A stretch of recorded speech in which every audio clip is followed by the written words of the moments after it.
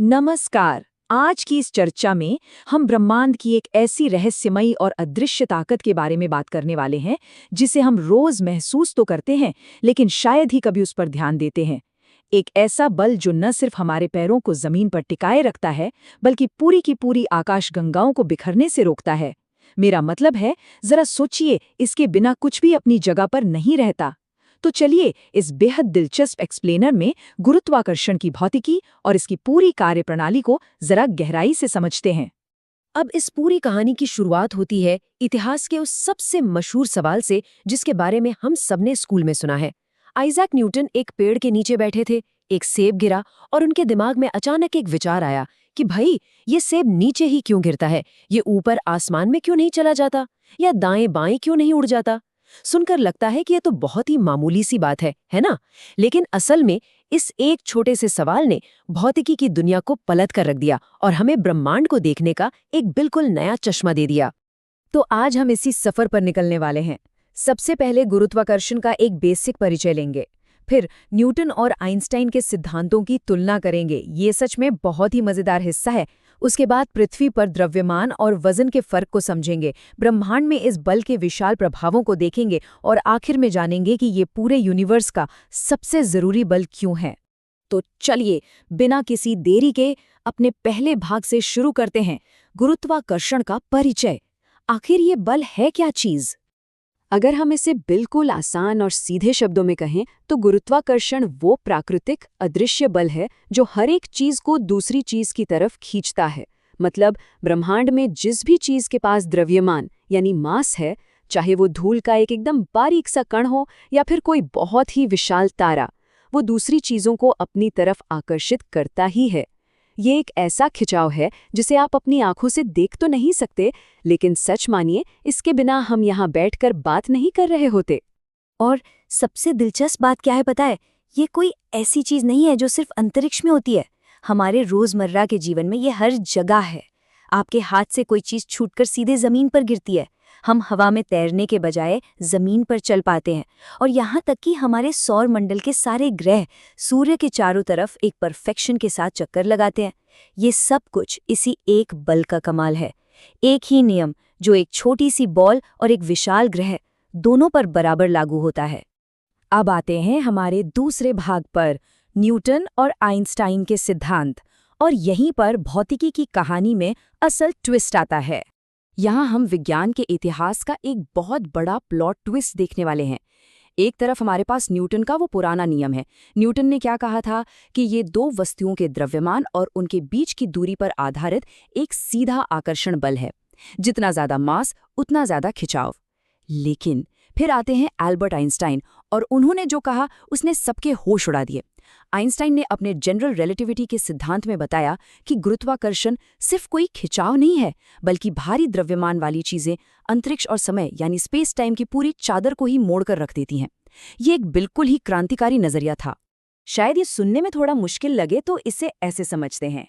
एक तनी हुई रबर की शीट की कल्पना कीजिए। अगर आप उस पर एक बहुत भारी सी लोहे की गेंद रख दें तो क्या होगा? वो शीट बीच से नीचे दब जाएगी, है ना? अब अगर आप एक छोटी सी मार्बल उस शीट पर लुढ़काते हैं तो वो उस भारी गेंद से बने गड्ढे के चारों ओर घूमने लगेगी। बस ठीक इसी तरह हमारा सूर्य इतना भारी है कि वो अंतरिक्ष की चादर को झुका देता है, और हमारी पृथ्वी उसी झुकाव में सूर्य का चक्कर लगाती रहती है। ये इतना जटिल कॉन्सेप्ट है, लेकिन इस उदाहरण से बिल्कुल शीशे की तरह साफ हो जाता है। चलिए अब अंतरिक्ष की इन गहरी बातों से वापस अपनी दुनिया में लौटते हैं। भाग 3, पृथ्वी, द्रव्यमान और वजन। जब भी पृथ्वी के गुरुत्वाकर्षण की बात होती है तो एक नंबर सबसे ज्यादा सामने आता है, 9.8 मीटर प्रति सेकंड स्क्वायर। अब इसका मतलब क्या है?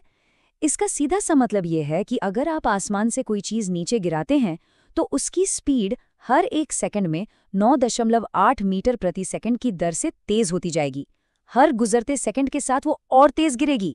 ये वो फिक्स दर है जिससे हमारी पृथ्वी हर चीज को अपने केंद्र की तरफ खींचती है। और यहीं पर एक बहुत बड़ी गलतफहमी दूर करना जरूरी है। हम अक्सर मास यानी द्रव्यमान और वजन को एक ही समझ लेते हैं, पर ऐसा है नहीं।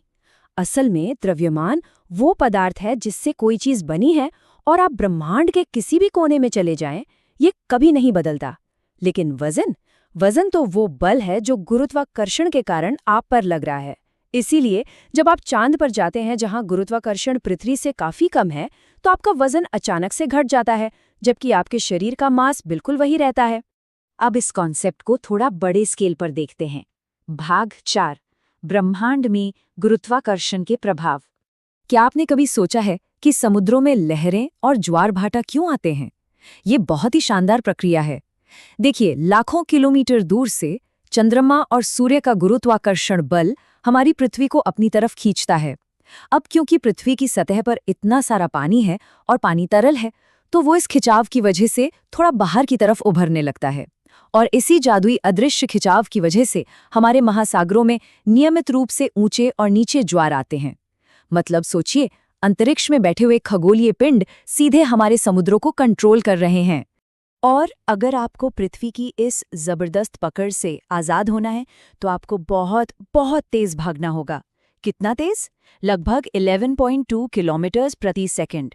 इसे एस्केप वेलोसिटी या पलायन वेग कहते हैं। अंतरिक्ष में जाने वाले किसी भी रॉकेट को कम से कम इतनी स्पीड तो पकड़नी ही पड़ती है। जरा सोचकर देखिए, एक ही सेकंड में 11 किलोमीटर से ज्यादा की दूरी, ये सच में रोंगटे खड़े कर देने वाली स्पीड है। पर गुरुत्वाकर्षण सिर्फ यहीं तक सीमित नहीं है। अगर हम इसके चरम रूपों को देखें, तो एक तरफ हमारे पास माइक्रोग्रेविटी है। आपने स्पेस स्टेशन के वीडियो देखे होंगे, जहां अंतरिक्ष यात्री मजे से हवा में तैर रहे होते हैं। और दूसरी तरफ यूनिवर्स के सबसे खतरनाक राक्षस ब्लैक होल। वहां गुरुत्वाकर्षण इतना ज्यादा ताकतवर होता है कि ब्रह्मांड की सबसे तेज चीज यानी प्रकाश, वो भी इसके चंगुल से बचकर नहीं निकल सकता। एक बार जो चीज अंदर गई, वो हमेशा के लिए गई। तो अब हम अपने आखिरी पड़ाव पर आ गए हैं। भाग 5, ब्रह्मांड का सबसे जरूरी बल। अब तक हमने जो भी देखा, उसके आधार पर गुरुत्वाकर्षण की कुछ बड़ी ही अजीब सी विशेषताएं सामने आती हैं। पहली बात, ये हमेशा चीजों को अपनी तरफ खींचता है, कभी भी चुंबक की तरह दूर नहीं धकेलता। और सबसे हैरान करने वाली बात बताऊं, भौतिक विज्ञान में हम जितने भी मूलभूत बलों को जानते हैं, उनमें गुरुत्वाकर्षण सबसे कमजोर बल है। सच में। फिर भी इसकी पहुंच अनंत है। मतलब जो ताकत पूरे ब्रह्मांड को टूटने से बचाए हुए है, वो असल में नेचर की सबसे कमजोर ताकत है। ये बात अपने आप में बहुत बड़ा पैराडॉक्स है। तो आखिर इन सब वैज्ञानिक बातों का हमारे और आपके लिए क्या मतलब है? इसका सीधा सा जवाब ये है कि इसके बिना हमारा अस्तित्व ही नहीं होता। ये गुरुत्वाकर्षण ही है जिसने हमारी पृथ्वी के वायुमंडल को पकड़ कर रखा है, जिससे हम सांस ले पाते हैं। ये पृथ्वी को सूर्य से बिल्कुल सही दूरी पर टिकाए रखता है, ताकि हमारे महासागरों का पानी तरल रह सके। अगर सीधे शब्दों में कहूं, तो ब्रह्मांड की पूरी बनावट और आर्किटेक्चर इसी एक बल के इशारों पर काम करता है। मुझे लगता है कि ये एक लाइन इस पूरी चर्चा का सार बहुत अच्छी तरह बता देती है। गुरुत्वाकर्षण एक ऐसा अदृश्य बल है जो पूरे ब्रह्मांड को जोड़कर रखता है। अब चाहे आप इसे न्यूटन के तरीके से एक गणितीय आकर्षण माने या फिर आइंस्टीन की तरह स्पेस टाइम का मुड़ना समझें, बात वही है। ये वो अदृश्य गोंद है जिसने इस पूरी दुनिया को, इस पूरे ब्रह्मांड को एक साथ पिरोकर रखा है। और इसी विस्मय के साथ हम आज के इस एक्सप्लेनर के अंत पर आ गए हैं। लेकिन जाने से पहले मैं आपके लिए एक सवाल छोड़ना चाहता हूँ। अगर ये अदृश्य बल अंतरिक्ष और समय को मोड़ने की ताकत रखता है, अगर ये प्रकाश को भी निगल सकता है, तो जरा सोचिए, ब्रह्मांड के उन अंधेरे कोनों में जहां तक अभी हमारी नजर भी नहीं गई है, वहां ये और क्या क्या चमत्कार कर रहा होगा। ये एक ऐसा रहस्य है जो आज भी वैज्ञानिकों को और ज्यादा खोजने के लिए मजबूर करता है। खैर, इस बेहद दिलचस्प सफर में मेरे साथ जुड़ने के लिए आपका बहुत बहुत शुक्रिया।